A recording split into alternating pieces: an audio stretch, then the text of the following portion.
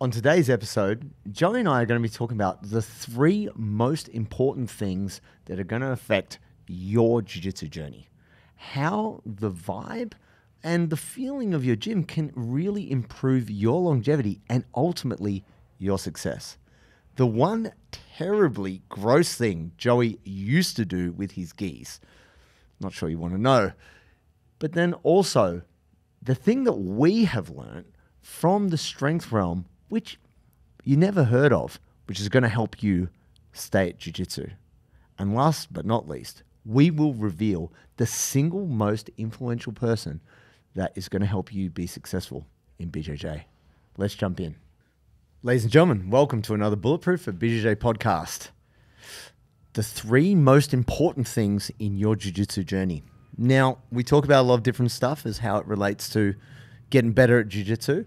And actually, the things that really keep you in the game, keep you on the path, are not obvious. They are very powerful, but it's not something that you immediately think of. But I have definitely had different discussions with people as terms of like, what has impacted them that's made them love jiu-jitsu and want to keep coming back. And it's not necessarily surprising, but it's not what you think. And so I wanted to run the list of the top 3. I wanted to start at number 3, actually. Oh. Yeah. We're in order, a disorder of importance here? Yeah, because I feel like number 1... Yeah, we said number 1. Let's save the specialness for the end. So you stay tuned, you guys aren't Joel. going nowhere. No, you're locked in. And this one is not so obvious, but I was talking to another coach who he is a strength coach, but he does BJJ. And it's funny because he's a purple belt in BJJ, but you would say he's a black belt as a strength coach. He's been a strength coach like, 30 years, like forever. But he got interested in BJJ, and we were talking about like what's kept him doing jiu-jitsu because of the ups and downs. And he said, and I agreed with this, and see what you think about this, Joe. It was his routine and his habits that meant he stayed in jiu-jitsu. He felt like if he didn't already have a certain amount of routine behavior, he probably would have just... There's definite points where he would have just discontinued. And it's really a byproduct of him having kind of good habits with going to the gym and doing stuff like that. But he said you can see it with many people. If they come in and they're full of motivation, they're like, I'm going to train all the time. I'm in this for life. These people kind of flame out. He was like, you see it coming a mile away though. Right. The person who's super over enthusiastic, compensating like hell, like, yeah, I'm just here 7 days. I die for this. And then in a year's time, maybe they're not there. They're not at the Christmas party. You know, it's you probably would have seen similar stuff of this with the gym environment as well as jiu-jitsu, Joe. Yeah, I do agree that there's often a bit of a red flag with people who are hyper motivated at the start. Yeah. You're like, somehow it's a calling card of people that don't last long. Yeah. You know, but it's also it's not that it's necessarily right. Like, no, because some people are super frothy at the beginning and then just continue on to love it, right? Yeah, and you don't want to curb anyone's enthusiasm, but it's that idea, I guess, of trying to make it sustainable, because being good at anything takes a long time, especially jiu-jitsu. Like, we all know that like the journey is a long one, but then going so hard is even though it's romanticized, like the hardcore. And don't get me wrong, I love a hardcore attitude in anything. If anything is hardcore, I'm into it. Like, just to appreciate the intensity. But you know, we've gone back and forth on this many times. But I feel even if you look at someone's behavior relevant to their job, you know, if someone's just all over the shop, some days they're real early and they're ultra keen. Other days they have a sick day. Then there's some days they're late. You're like, whoa, this person's they're all over the shop. How are they going to do a good job? Bit chaotic. Yeah, that's and the funny thing about it is we often think about routines and habit and this kind of chat as like, oh, it's boring. That's boring. But what is not boring is being awesome at jiu-jitsu. Like when you see someone who's so good, you're like, shit, that's hot. That's like, that jiu-jitsu is sex. How good is that? And that's only really achieved by that ultra consistent, like I find that this is the most difficult thing. And I went down a bit of a rabbit hole of quantum physics. Oh, wow. And just entropy and, oh my God, just burning a hole in my brain. But it occurred to me that, the chaos of life, the entropy of life, which was pulling everything apart. It's so hard to fight that, to organize your life so you can just show up at jiu-jitsu and go to the gym or eat well, get some sleep, whatever just basic life stuff so that your life can just tick along at a nice cadence is constantly being pulled apart by the chaos of the universe. Right. And that really, if you don't have good habits and like a pretty solid routine, you're really going to struggle. Like I feel this. So to clarify, is this the first thing? This is the number one thing. This is number 3. Right. Okay. Number 3. Yeah. Right. So it's the habits and consistency. It's the habits and the routine because like I said, we've all had the honeymoon period where we just went absolutely bananas on jiu-jitsu, changed our lives, changed our schedule, dumped girlfriends, just cleared it all. Or boyfriends, as the case may be. And just were like, jiu-jitsu is life. Yeah. And then that is a hard thing to maintain, even if you've done it for a fair while. But I feel like if I have followed the journeys of other people who are super consistent and done really well, they are so consistent. And I think that's like, even though it doesn't seem sexy, it's so powerful in terms of how far they've gone, how good they are. And you're like, shit,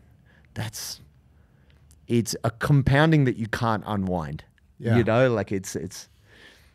do. I agree. I think if I think back to the first sort of, 6 years of my jiu-jitsu when I was in my 20s, I didn't, my life was very chaotic. Right. But I was consistent with jiu-jitsu, even in the disorganization of my schedule. Right.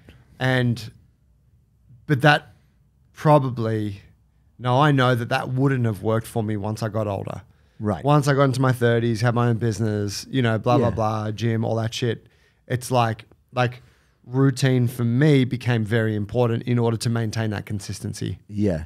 And I think the difficulty for a lot of people is jiu-jitsu is their release. So they don't want to make jiu-jitsu routine. They don't want to make jiu-jitsu like the boring thing. It's like jiu-jitsu is the fun thing. Yeah, let's keep it cash. Yeah, let's have fun. Why do we have to put a label on it? Can't we just keep boning a little bit? I really like you and stuff. Yeah, we're not exclusive, but just, yeah, I don't know where I'm going to be. You're this my Friday favorite night. side person.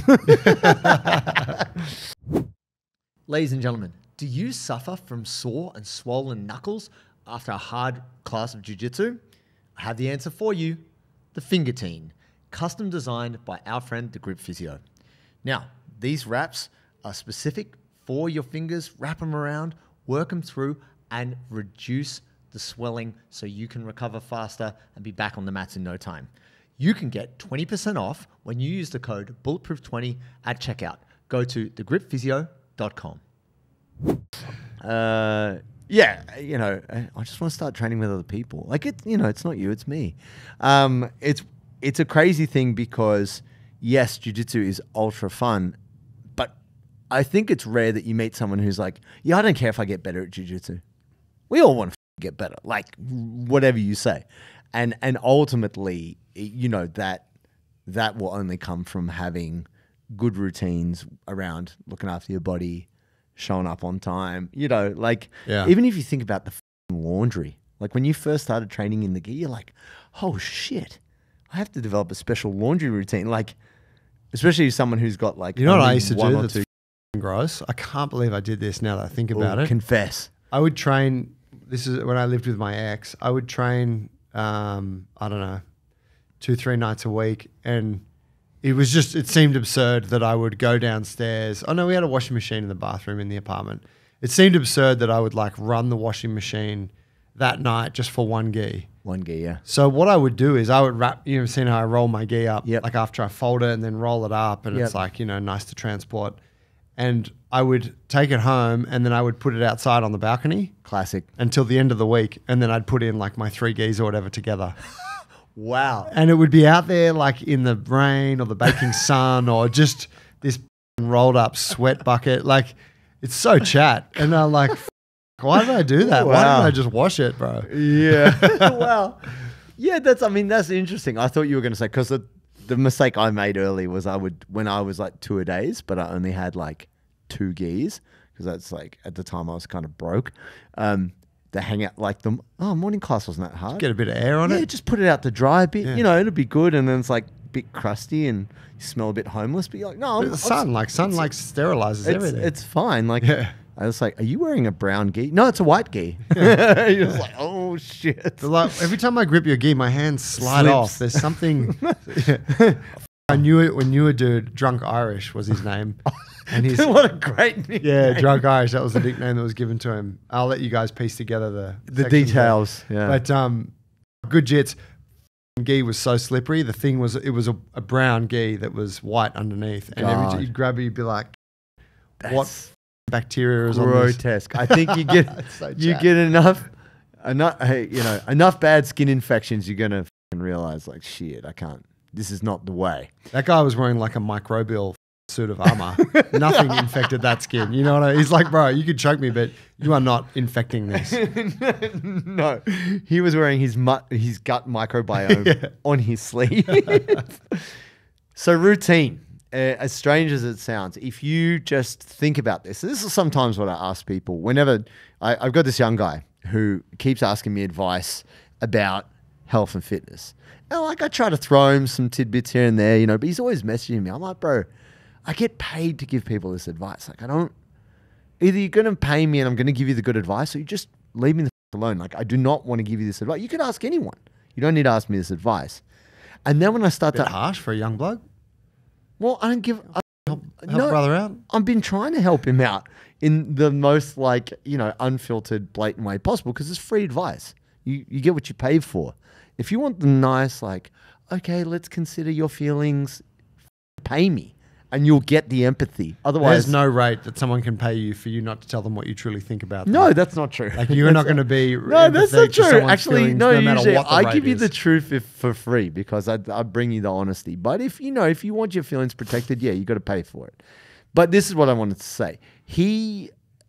He could get the advice he's looking for from anyone. He doesn't have to ask me. Like, he could go to anyone. The questions he's asking are very simple. But when I ask him questions about his routine and he is f***ing sideways. I'm like, what time do you go to bed? He's like, 4 a.m. I'm like, oh my God, okay. What'd you eat? Shapes. I was like, what do you mean? Yes. I had 2 boxes of shapes. Barbecue or pizza? Pizza, and then I think like spicy cheese or something. Ooh. I was like, okay. He's like asking me about weight loss and health, and I'm like, bro, You're doing all the right things. I was like, you're on track. If you just add a couple of cans of Monster in there, you're golden. Yeah. And I was like, dude, like what? When does the apprenticeship start? Why are you doing this? Like, why are you doing these things? He's like, I don't know. And I said, well, you should f***ing Google some shit, bro, because that is not the way to lose weight and be healthy. Like, It's like, I need you to think like a 40-year-old man. who's guiding you? No. I was I'm like, 16. no, he's 20. He's 22. But the thing is, I don't wish bad on him, but I would also like him to ask someone, not necessarily me, someone just slightly more sensible, slightly older than me, maybe a parent, I don't know, to give him just a few cues on like eating meals and going to bed and, like stuff like that, because that would help him a lot before he then comes to me and asks He needs my a mum. advice. Yeah. Yeah. It would be good. Yeah. I think he needs that. Mum's important. It's good. It's good to get those skills in there. So, all right, you've Routine. sold us on number 3. What's number 2? Now, number 2 is something which it's almost a little bit intangible. Ooh. It's in the air. It's the gym. It's the culture. It's the team. it's the sense of belonging you get that makes you want to go even when you're not training. Right. Like, I just want to be there. What's going The on? vibes. Yeah. And that is incredibly intangible. So for those of you out there, there's a very old Australian movie called The Castle. And this, I don't know if this is the origin point of this idea, but for me it is. There's a moment in the court where there's this very incompetent tax accountant or a tax lawyer who's representing the main character, and they're in the High Court of Appeal, and he says, "You any further words in defense of your?" He's like, "Look, it's it's Marbo, it's the vibe." It's the feeling of the thing. He's a terrible lawyer. And I was like, oh, the vibe. And people are about vibes now. Like that's a thing. Like it's a real vibe. But this within at least Australian culture, I've been aware of. Like it's the vibe. It's something you say when you can't. Yeah, you can't quite pinpoint the thing. But it's like you understand what I'm getting at. Yeah, right. You get it. You get what I'm talking about. And when you go to your gym and you're like, I love this shit. Whatever it is, whatever. It could be the color of the mats, or it could be like, there's always that old wrestler guy in the corner who never participates in the class, but he's wearing wrestling boots and he's constantly like shadow wrestling. You're like, yeah, old George, he'd be a handful. But you never roll him, but you're like, yeah, he's got it. There's just different things like there's old MMA posters on the wall, or there's or you just love being there. Yeah, right. It's like you said, it's often not. You can't be like, oh, it's that, but it's a thing that's created by the people in this place and the culture within these people. It's not one thing. Yeah, it's the sum of all parts that comes together. Makes you go, I'm missing out. If I'm not there, all the Gracie Barra students are like, I don't know what the you're talking about right now. No, that's not true. Hang on. No. In defense. I'm hanging shit. I've never actually even been into one. I've been to a few. I've been to a few. But to give some truth to the point, the joke that I make there is that like a very corporatized, clean cut, formulaic sort of gym, like franchise, usually doesn't have a lot of that. Today we're talking about the 3 things that really have a positive impact on your jiu-jitsu. Now there's another thing that we don't talk about today, but we talk about it all the time, and this is making sure that you keep your body strong and flexible so that you can stay in the game of jiu-jitsu. And the best way to do that is to get on board with the Bulletproof for BJJ app. We've got a selection of programs based on whatever training scenario you're in. So whether you are training at home and you don't have any equipment, maybe you got a couple of kettlebells in the garage, or you got access to a full gym, we have a program to suit you. You can start a 14-day free trial right now, and no credit card is required to sign up. Go to the App Store, download the Bulletproof for BJJ app, start training and get coached directly by us. We will see you on the inside. No. Whereas the place that's been built by the coach who is passionate, that's got its own unique name. I said that funny. No. Their own unique name and style, and it's like our brand, and like those places usually have a vibe. Not necessarily going to be a vibe that everyone loves, but it'll have there's a character to the place. Yeah, and I think that's true of every great like institution, of whether it's a strength training gym or it's a sporting club, or like you have podcast. You have dynasties. Like even if you just think about your favorite like a comedy show or something like that, and it's a collection of comedians, and you're like, Kill Tony, for example, they get regulars, and you're like, when you put those 3 or 4 people in the lineup, something good is going to happen. And even if you think about, you love watching the battles between higher belts, it's like, Morpheus and Neo fighting. So everybody like, oh shit, it's Levi Xanadu versus Lachlan Giles, and they are going for it. You're like, you never see this shit. It's behind closed doors. And I think that's the thing, that it's, you get to witness something special by feeling like you're an insider. You're part of something which is special to you and those people. You couldn't explain it to a stranger. Like they'd just be like, all right, don't you guys just fucking touch each other and roll around on the ground? You're like, yeah, but it's way more tough than that. All right. You have to be there. And it is really that. And I've felt that at different times where I'm like, if I'm at home or I'm somewhere, I'm like, my mind is there. I'm like, yo, what cool shit is happening that I am not experiencing? Yeah. And that is powerful, man. And that was another thing that this coach I was speaking to, who's a purple belt, he's like, I've been a purple belt. I think he said he's been a purple belt like 8 years. And he's like, I don't even care, you know? He's like, I just like going to the gym because I get to see, you know, like classic, you know, you see people in their different stages. You see the young crew coming up and then you're like, oh, so-and-so and these guys have beef. It's going to be a great role, or just catch up with your coach. And like, it's not even about the jiu-jitsu. It's just your sense of belonging and the idea that you're a part of something unique, I think, is really at the heart of that. And that's really, I mean, you probably would have felt that at different times with even JB's. Like, there's different chapters in the history of this gym, and you as a founding father, the face on the Mount Rushmore of the jungle. Yes. Tiora, and then, you know, Paulie right up there. Yeah, we set out to create a place like that, right? The founding fathers. Yeah, that people would froth on and be like, that gym is sick. Yes. I love that gym. And I feel pretty confident, you know, in saying that we've done that.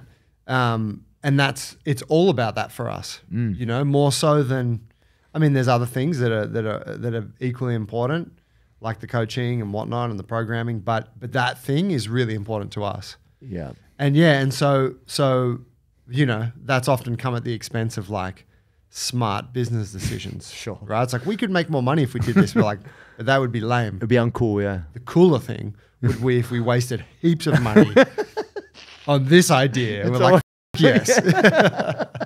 We all just set it on fire and have a big bonfire and dance around. Woo! Promotional. Yeah. That is absolutely huge. And I think that's often the first thing that comes out of anyone's, like, well, you see it from people, right? When they're talking about their gym, unless it is the odd occasion where someone's like not in a good place with their gym at the time. Yeah. Which there's always someone going through that. For most people though, they're enjoying their training, they're loving jiu-jitsu, and, you know, they always want, oh, my gym's cool. Oh, my coach is such a legend. He does this thing that's super unique. Yeah. You know, and you're like, oh, it's so nice. Like, I can see that it's really important to you. Yeah. Very genuine. Yeah. And oftentimes it's before the gym blows up. It's the thing that causes the gym to blow up, but I think if you speak to anyone who's kind of OG in any gym or movement, they're like, I was there before it was cool. Yeah. I was part of it before it, you know, and it's true that there's these moments in time, if you've got a chance to be a part of something, just being able to, I think when you're in the moment, you don't realize like, this is going to be the good old days later. Yeah. You're just like, this is the shit. This is great. And that is downstream of number one.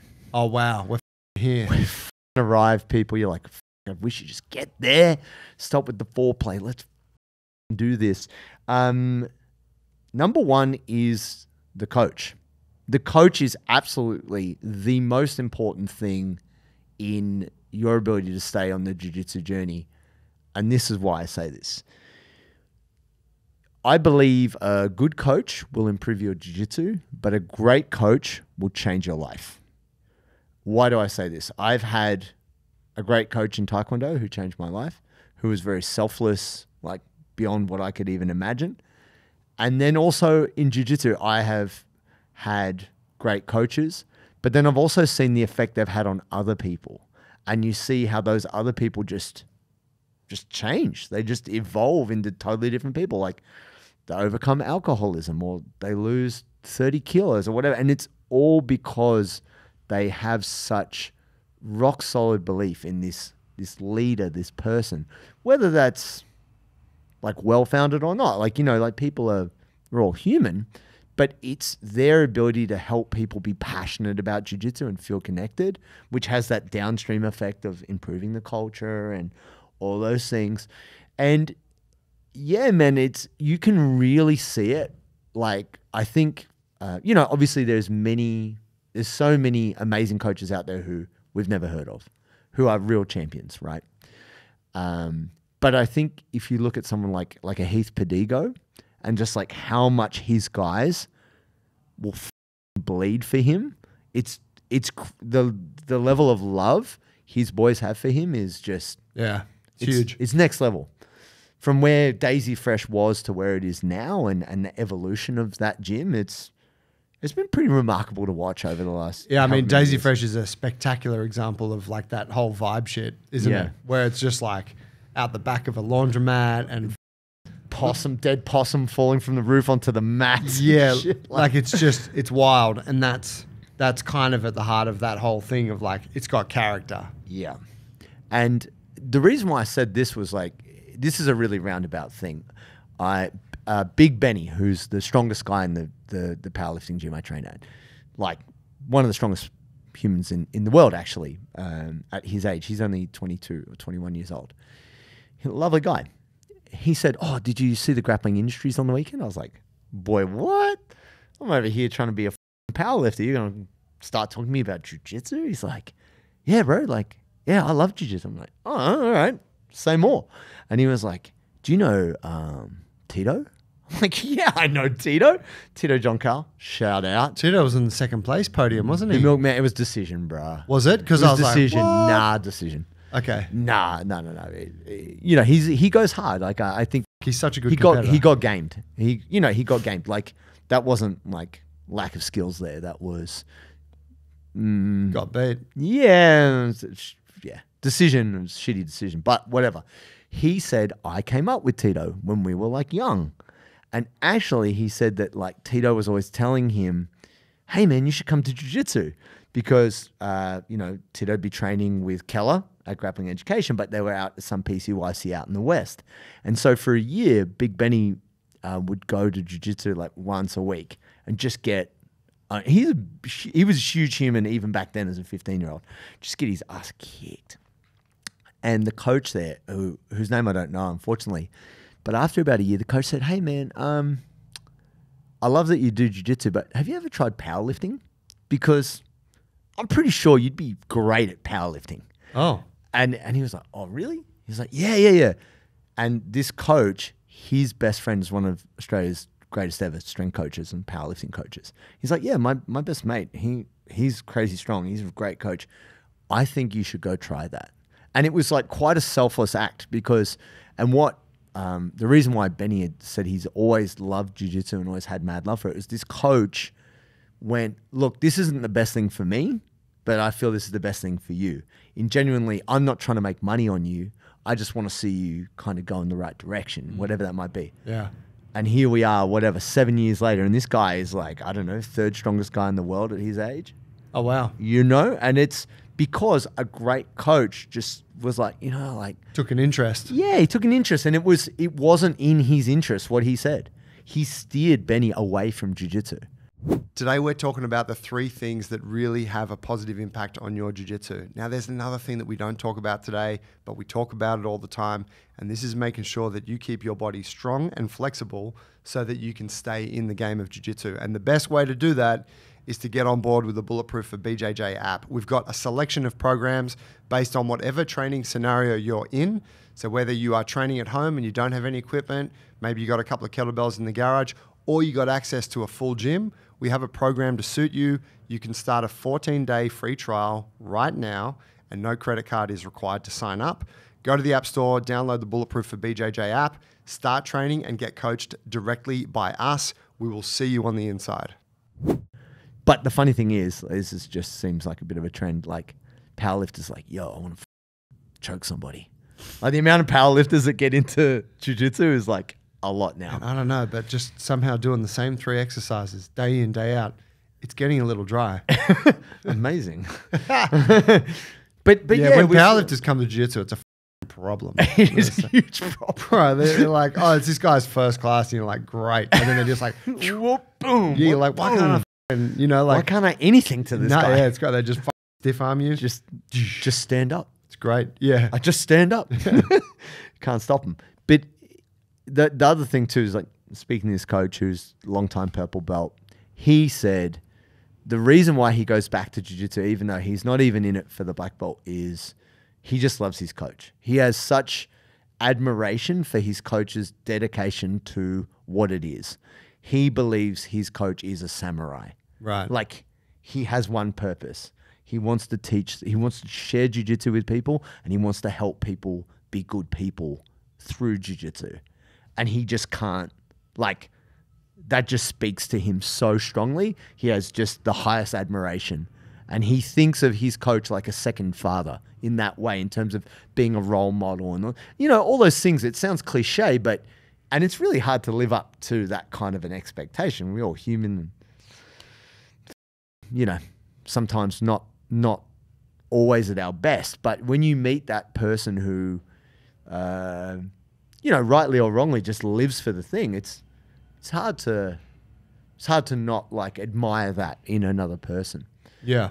It's the thing I say, the reason why I come back to this is because, like, my Taekwondo coach, Jeff Crane, shout out, Haktari Taekwondo, Lisco, he was a boxer, and his Korean Taekwondo coach died suddenly. I think it was of a heart attack. And at that time, he was like, he wasn't even a black belt. He was like a red belt. He was just under a black belt. And there was no one to run the club. And he was actually into motocross and boxing. But he was like, if I don't step up and run this club, it dies. Mm. And he did. And he took it on, and it just took his whole life. And he just dedicated himself to this thing. And he made some of the best, like, elite competitors in Taekwondo at that time. And I joined that team, and I was able to be around that. And he was the one who told me, you should move to Melbourne. Like, that's where all the Aussie champs are. That's where the Australian team is. Like, if you want to be the best in the world, you need to go there. Ah, wow. And he actually encouraged me to leave. Yeah. And I was like, why are you doing this? He's like, because that's what's best for you. It's not about what's best for him. And that selflessness was, like, unmatched. That's pretty cool. It's crazy. And so, yeah, man, I feel like, obviously we always talk about, you know, there's plenty of stuff in the media about fake black belts and shitty coaches, but there's not enough out there advocating for that, like, person who's not famous. They don't have world champions, but they just live for the art. Yeah, a line from a very influential teacher that I had some years ago was, find a good teacher and learn from them, no matter what it is they're teaching. Okay. And I like that because it says, it just speaks to, like, the person really matters. Yeah. More so than the content. Now, obviously, we're looking for a coach that teaches jiu-jitsu because that's what we're here for. But there is so much value in what that person's like as an individual for you in your development. Yeah. And I mean, like, I would, in terms of my strength background, like, if I didn't have my Russian coach, Efim, I wouldn't be where I am. I wouldn't have learned kettlebells. I wouldn't have learned so much high level stuff. He just, as much as I paid him to train me, he spent hours with me just trying to pour into me what he knew, because he just knew I was going to use it. Yeah. So he was just, he, you know, I didn't have to pay him extra. He was just so willing to give me everything just because he was, like, very selfless. And I think that's it. Boom, there it is. Dude, the top 3 things that are going to change the way you live your jiu-jitsu life. Now, folks, if you love this stuff in the same way we are passionate and we love it too, we'd love for you to share it. The way you do that is by liking and subscribing, and also telling a friend. That is really underrated. Word of mouth is the #1 way that podcasts get spread. So tell a friend about this stuff and share the good info. Thank you. We appreciate it.